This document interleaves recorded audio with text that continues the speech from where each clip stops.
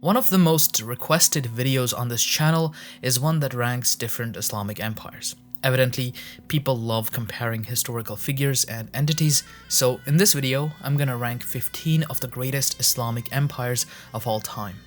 I'm going to use a criteria which takes into account the following 4 parameters. First, how long the empire existed for as an independent polity. Second, how much area it controlled at its peak. Third, how stable was the empire? This is a rough estimation of the time it spent as a stable empire without civil wars or interregnums before it declined. Fourth, and the final one, is how much cultural influence it has had on the modern Islamic world.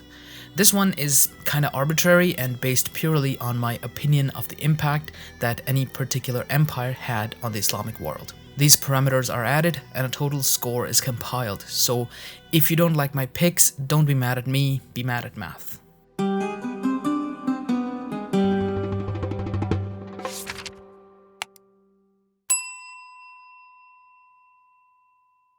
This video is brought to you by, well, you guys. Thanks to my patrons for supporting the channel and making these videos possible.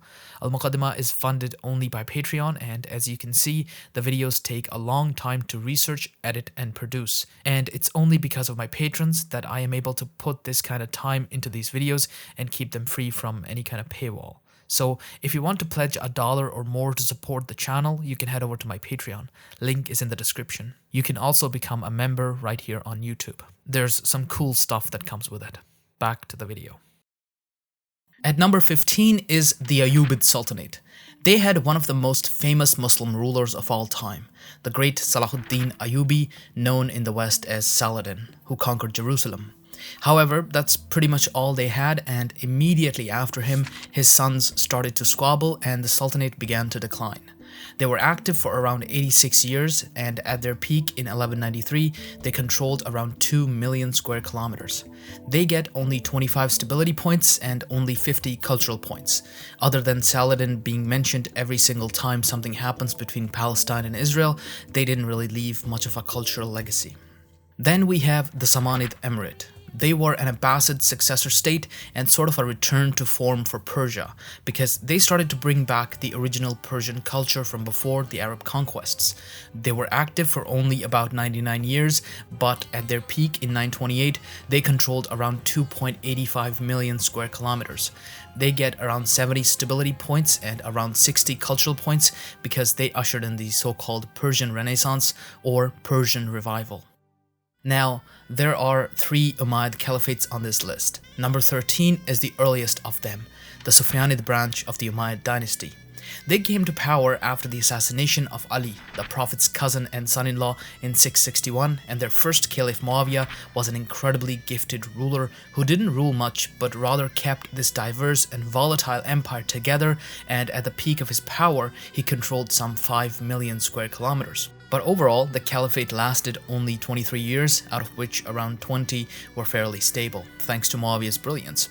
However, his son and successor Yazid brutally killed the Prophet's beloved grandson Hussein, and so Yazid is the most hated figure in the history of Islam.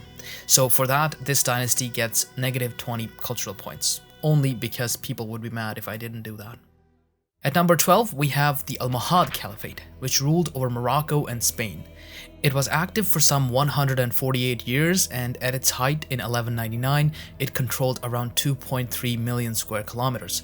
It was a fairly stable dynasty because of the way that the caliphs distributed land among their sons. It gets only 50 cultural points because it is still pretty relevant in Morocco. Also because it had my absolute favorite commander of all time, Abu Yaqub al-Mansur. Abu Yaqub al-Mansur was actually able to halt and even push back the Reconquista before his death. Given his circumstances, this was no easy feat. At the 11th place, we have the Umayyad Emirate and later Caliphate of Cordoba. When the Umayyad Caliphate of Damascus fell, one of their princes formed an independent emirate in Spain, which existed for an impressive 277 years. The emirate later became Caliphate under the great Abdurrahman III.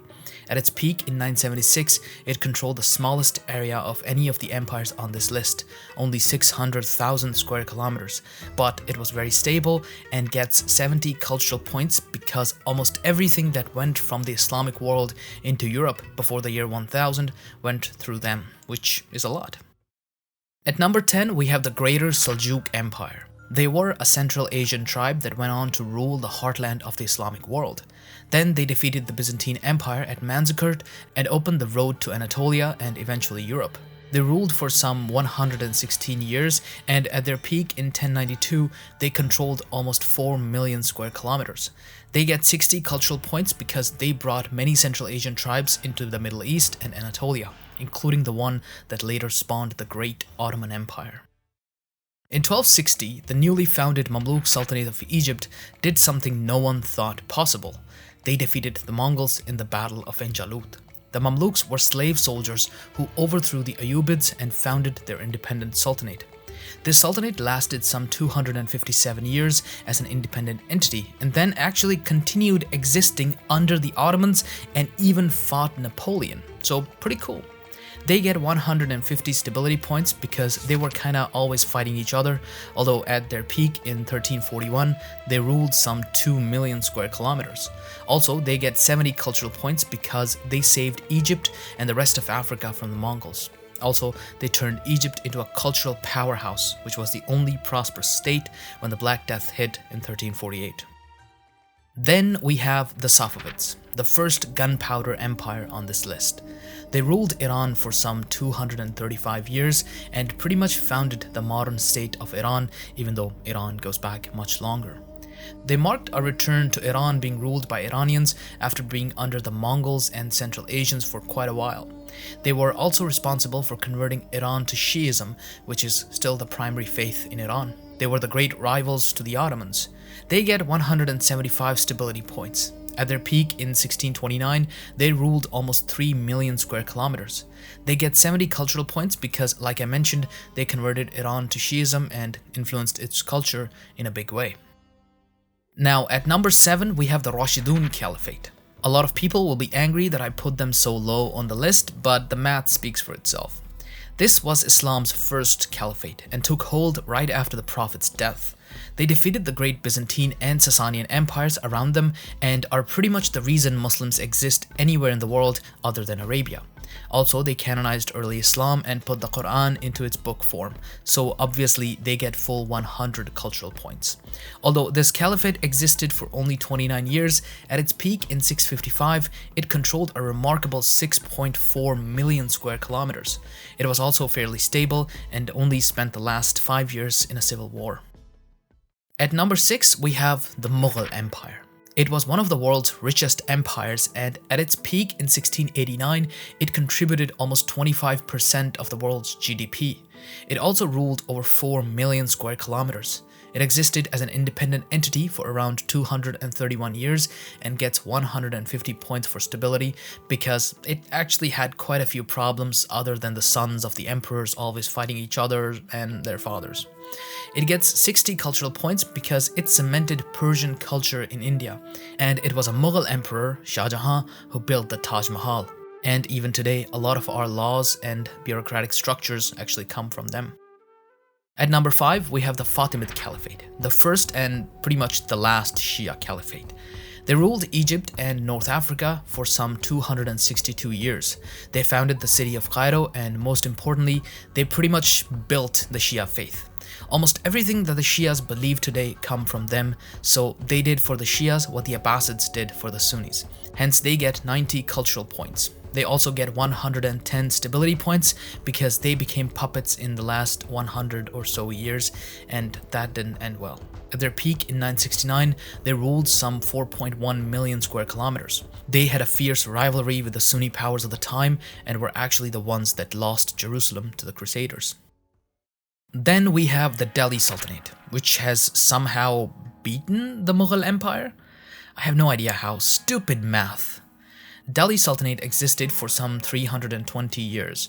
It was ruled by various dynasties, which made it pretty unstable with only 160 stability points, mainly because each dynasty pretty much only had one good conqueror who ruled for a while and then died, and then the dynasty collapsed. At their peak in 1351, they ruled almost all of India with 4 million square kilometers. For starting the conversion of Islam to India, they get 60 cultural points. They gave patronage to some of the most famous scholars and Sufi masters who slowly created what is now India's second largest religious group. the Indian Muslims.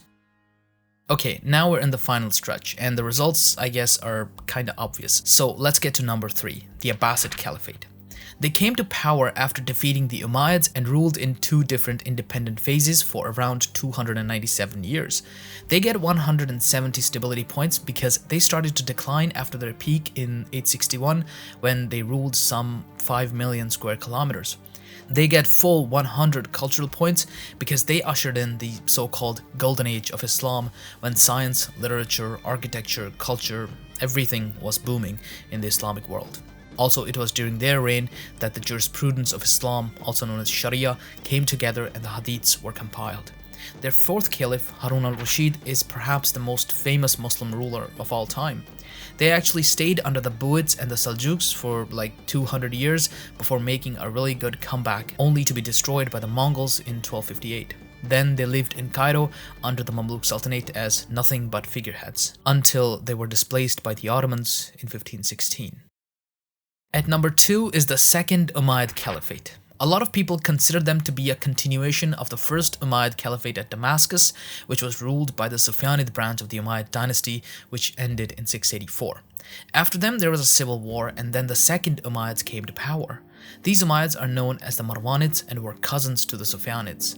The reason I consider them a different dynasty is because they were from a different branch of the Umayyads, and their style of government, their priorities, their achievements, and their legacy are all different than the Safavids. Also, I recognize the caliphate of their rival, Abdullah ibn Zubair, during that civil war.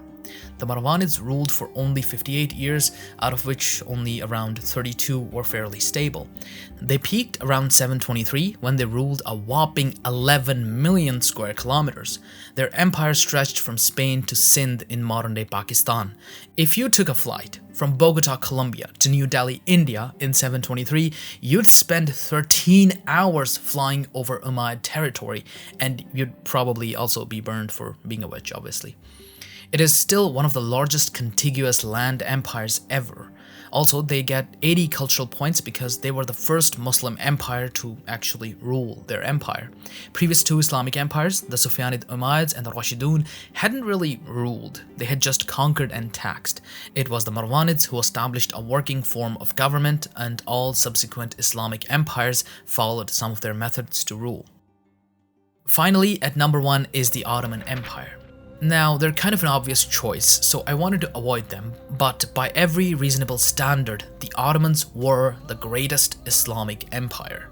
They were active for around 623 years, out of which they spent a remarkable 400 or so in relative stability. This came partly because the rulers killed their brothers and partly because they had an amazing administrative structure.